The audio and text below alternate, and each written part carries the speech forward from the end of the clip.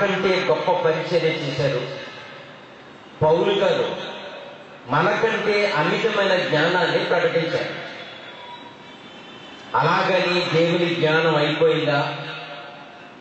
దేవుని బిడ్డలారా, బైబిల్ భూమి ఆకాశములు ఉన్నంత వరకు, భూమి మీద మనుషుల మనుగడ సాగుతున్నంత వరకు,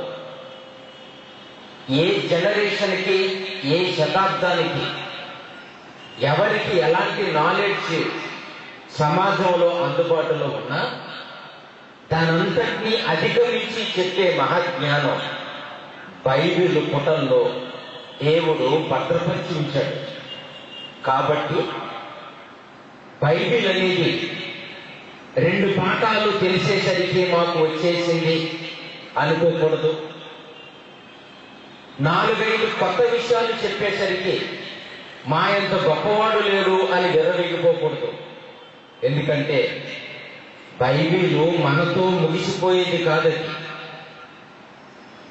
మనతో అంతమైపోయేది కాదు.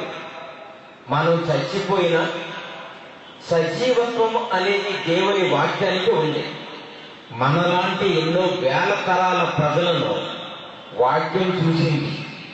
దేవుని బిడ్డలారా, మనమందరం దేవునికి పరిచారకులుగా, దేవుని బిడ్డలుగా, దేవుని ఔన్నత్యాన్ని చాటడానికి మాత్రమే భూమి మీద మనం ఆయన నమ్ముకున్నాము అని గమనించాలి.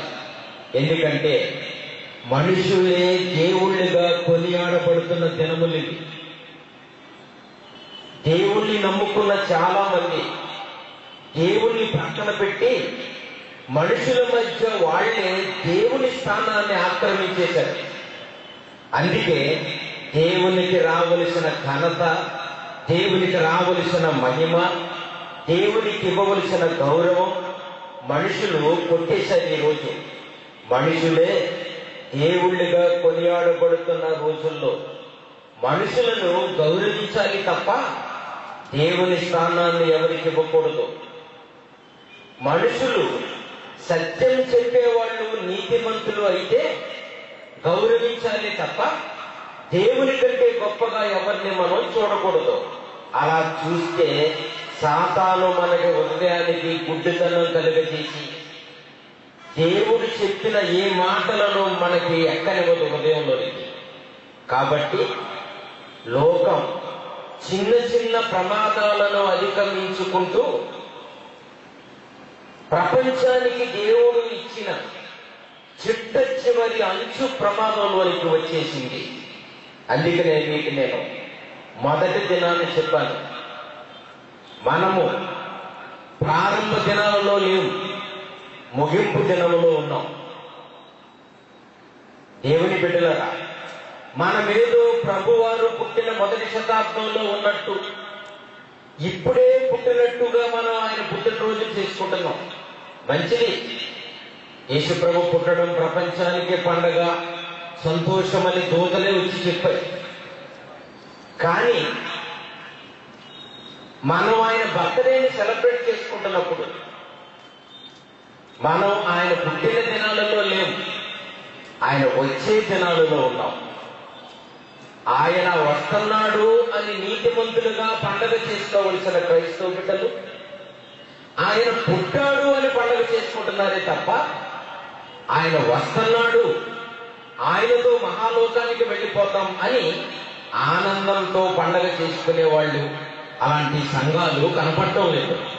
ఎందుకంటే ఎవరు కూడా ప్రభు రాకడకు సిద్ధపడలేదు.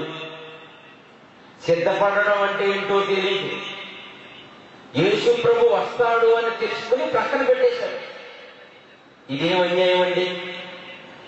యేసు ప్రభు వస్తాడు అని తెలుసుకున్నప్పుడు అన్ని విధాలా పరలోకం వెళ్ళేటట్లుగా సిద్ధపడి ఉండమని కదా చెప్పింది. అలాంటి సిద్ధపాటు లేకుండానే ప్రభు వస్తాడు అని తెలుసుకుని విడిచిపెట్టేశాం. ఇలాగున్నా మనం పరలోకములకు ఎలా వెళతామో చెప్పండి ప్రియులారా. అందుకనే పేతురు గారు రాసిన 2వ పత్రిక 3వ అధ్యాయం 5వ వచనం నుంచి 7వ వచనం వరకు మనం చదువుకుంటే ప్రపంచం ఎంతటి ప్రమాదంలోనికి వెళ్ళిపోవడానికి సిద్ధముగా ఉన్నదో ముగింపు మాటలుగా మనం విని తెలుసుకుందాం. మనసంతా ఇక్కడే పెట్టాలి. సంఘ భేదము, వ్యక్తుల భేదము, ఏమండి, వ్యక్తుల మీద ఉన్న ప్రేమను, వాక్యాన్ని తక్కువగా చూడకూడదు. వ్యక్తిని మంచి వాళ్ళైతే గౌరవించండి. దేవుని బిడ్డలారా, మనసుని వాక్యం పట్ల పెట్టకపోతే సాతాను మనల్ని మార్పు చెందనివ్వదు. పేతురు గారు రాసిన 2వ పత్రిక 5వ అధ్యాయము 6వ అధ్యాయము 7వ వచనం, ఏమండి 5-6 వచనాలు చదువుదాం. 3వ అధ్యాయంలో, యాలయనగా పూర్వము నుండి ఆకాశం ఉందంట. మనం ఉంటున్న ఆకాశము అమ్మ కడుపులో నుంచి ఎవరు పుట్టినప్పుడు వాళ్ళప్పటి నుంచే లేదు ఇది. మనం ఉంటున్న భూమి ఆకాశములు మన పుట్టిన తరువాత నుంచే లేవి, పూర్వము నుంచి ఉన్నాయి. పూర్వం అంటే ఎంత పూర్వం అనుకుంటున్నారు? తొలి మానవుల ఆవిర్భావం భూమి మీద ప్రారంభం అవడానికంటే కొన్ని వేల సంవత్సరాలకు ముందు నుంచే కళ్ళ ముందు కనబడుతున్న ఆకాశం ఉంది. మనం పుట్టినప్పటి నుంచే లేదు, పూర్వము నుంచి ఉంది. మహాజ్ఞానం ప్రియుల, మహాజ్ఞాన సంగతులు మన మేలు కొరకు దేవుడు రాయించిన మాటలకి దేవుని మాటలుగా స్వీకరించవలసిన మనం మనసులో ఏ కల్మషం లేకుండా ఆలోచిస్తేనే తప్ప వాక్యం లోపలికి వెళ్ళదు. పూర్వము నుంచి ఆకాశం ఉండిననియు, నీళ్లలో నుండి నీళ్ల వలన సమకూర్చబడిన భూమి దేవుని వాక్యము వలన కలుగునని వారు మనుషులు బుద్ధిపూర్వకంగా మరిచిపోయి బ్రతకడం నేర్చేసుకున్నారు. పూర్వం మనం పుట్టక ముందు నుంచి ఆకాశం ఉండి దేవుని రెక్కల కష్టం వల్ల భూమి ఆరిన నేలగా మారి మనుషులకు నివాసయోగ్యంగా మార్పు చెంది భూమి ఆకాశములు కలిపికట్టుగా మనుషుల అవసరాలు తీరుస్తుంటే బుద్ధిపూర్వకంగా మరిచిపోవడం ఏమంత న్యాయమండి? కావాలనే మనుషులు బ్రతకడం కొరకు దేవుడిచ్చిన లోకాన్ని మరిచిపోయారు. అందుకే దేవుడు అనే పదం తెలిసిందే తప్ప దేవుని మనసు ప్రజలకు అర్థం కాలేదేమో అనిపిస్తుంది. ఎవరికైనా దేవుడు జ్ఞాపకం ఉన్నాడా? దేవుడు జ్ఞాపకం ఉంటే ప్రపంచం ఇలాగే ఉంటుందా? ఆలోచించండి. దేవుని బిడ్డలారా, ఎంత గొప్ప సంగతులు! పూర్వం మనం పుట్టక ముందు నుంచి ఉన్న భూమి ఆకాశములను ఇవి ఎలాగొచ్చాయో మరిచిపోయి ఉన్నాయి కనుక బ్రతకడమే మానవ జీవితానికి సార్థకత. ఉన్నది అనుభవించి కాలం వస్తే చచ్చిపోవడమేనా? అదేనా మనుషులుగా మనం తెలుసుకున్నది? క్రిందకి చదివితే అంటున్నాడు 6వ వచనం, ఆ నీళ్ల వలన అప్పుడున్న లోకము నీటి వరదలో మునిగి నశించిపోయిన నోవహు జలప్రళయం గురించి చెప్పాడు. అయితే ఇప్పుడు మన కళ్ళకు కనపడుతున్న ఆకాశము, ఇప్పుడు మన కాళ్ళు మోపి నడుచుకుంటున్న ఈ భూమియు భక్తిహీనులైన వారి తీర్పు నిమిత్తము నాశనము దినము వరకు అగ్ని కొరకు నిలువ చేయబడుందండోయ్. ఇది ప్రపంచానికి చిట్ట చివరి ప్రమాదం. ఈ ప్రమాదంలో మిగిలినది ఉండదు. ఆలోచించండి. మేం చెప్తున్న ఈ మాటలు ప్రపంచానికి దేవుడు చెప్పిన చిట్ట చివరి సందేశం. మీరేమనుకున్నా సరే ఇవి చిట్ట చివరి మాటలు ఇవి. ఎందుకంటే ఇవి ఇప్పటికిప్పుడు మేము రాసుకొచ్చి చూపించే మాటలు కాదు. ఇవి ఎప్పుడో మన మేలు కొరకు దేవుడు రాయించిన గొప్ప గొప్ప సంగతులు ఇవి. పెట్టినారా? ఇప్పుడు మనం ఉంటున్న భూమి, తలపైకెత్తితే మనకు కనిపిస్తున్న ఆకాశము, ఇవంట భక్తిహీనులైన వారికి దేవుడు తీర్చే తీర్పు వరకు భూమి ఆకాశములను దేవుడు అగ్ని కొరకు నిల్వ చేసి ఉంచాడంట. అంటే ఏంటో తెలుసండి? వేసవకాలం రాగానే మన ఆంధ్రప్రదేశ్లో లేదా మన భారతదేశంలో మామిడికాయలు పచ్చడి పట్టుకోవడం అనేది చాలా మంది చేసే పని. ఆవకాయ పచ్చడి, మాగాయ పచ్చడి అని పట్టుకుంటారు. ఈ మామిడికాయ పచ్చడి పట్టుకున్నప్పుడు అండి, తయారు చేసినప్పుడు వెంటనే తినడానికి పనికిరాదు. కలిపేసి ఆడవాళ్ళు జాడీల్లో పెట్టి పైన గుడ్డ మూట కట్టి మూత గట్టిగా బిగించి బల్ల మీద పెట్టేస్తారు, మిద్ది మీద పెట్టేస్తారు. ఇది 2-3 నెలలు పోయిన తర్వాత తీసుకుని తింటే ఇప్పుడు పట్టినప్పుడు బాగుంటుందని నిల్వ చేస్తారు, భద్రం చేస్తారు. అప్పుడు బాగుంటుందని వింటున్నారా?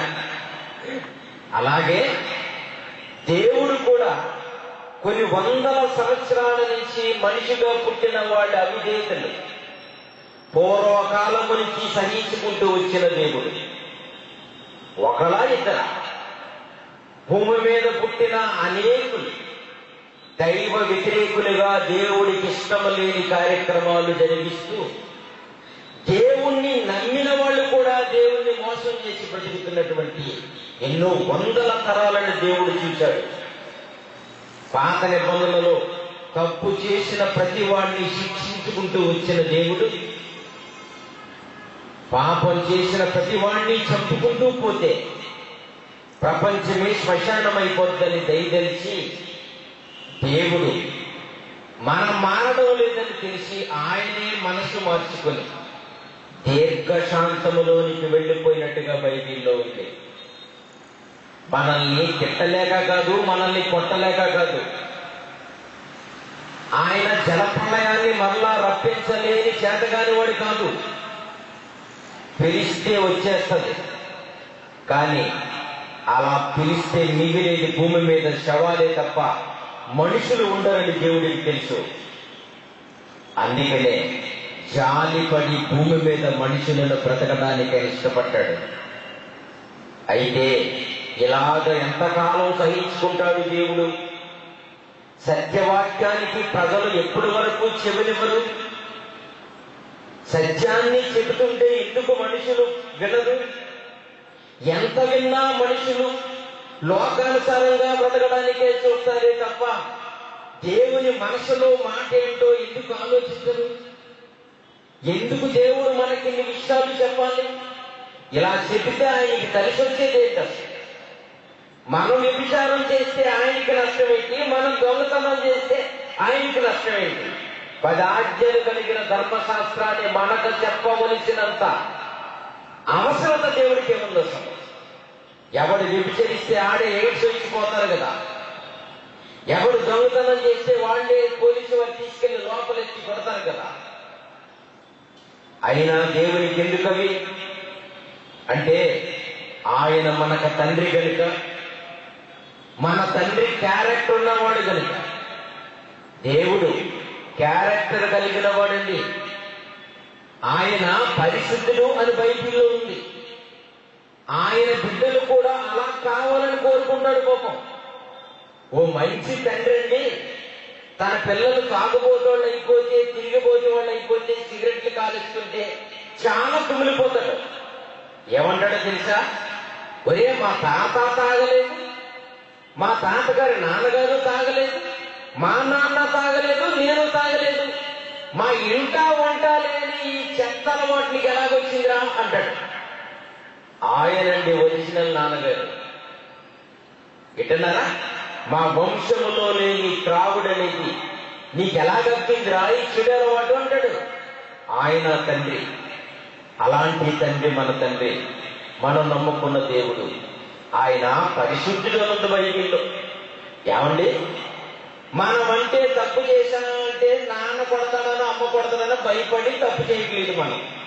కొంతమంది దొంగతనం చేస్తే పోలీసు వారు శిక్షిస్తారని పోలీసు వారికి భయపడి కొంతమంది దొంగతనం చేయట్లేదు. వ్యభిచారం చేస్తే ఎయిడ్స్ వస్తుందని కొంతమంది వ్యభిచారం చేయడం మానేశారు. మరి దేవుడి తర్వాత ఆయన కంటే పైన ఎవరున్నారని ఎవరికి భయపడి ఆయన తప్పు చేయడండి? ఆలోచించారా ఎప్పుడైనా?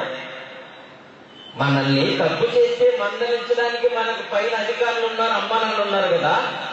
దేవుడంతటి వాడు తప్పు చేస్తే ఆయనను శిక్షించడానికి ఆయన పైన ఎవరున్నారని? ఆయనే కదా సుప్రీం ఈ ప్రపంచానికి. ఆయనే కదండి. ఆయనను మించిన వాళ్ళు, ఆయనకు పై వాళ్ళు ఎవరున్నారు? ఏదైనా చేయగల శక్తి సామర్థ్యాలు కలిగిన వాడు కదా దేవుడు.